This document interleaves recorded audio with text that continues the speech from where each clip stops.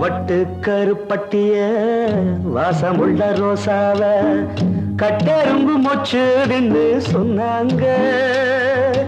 கட்டுக்கதை அத்தனையும் கட்டுக்கதை, அத சத்தியமா நம்ப மனம் ஒத்துக்கல. உச்சி வகுந்தெடுத்து பிச்சி பூ வச்ச கிளி பச்சை மலை பக்கத்தில மேயிருந்து சொன்னாங்க.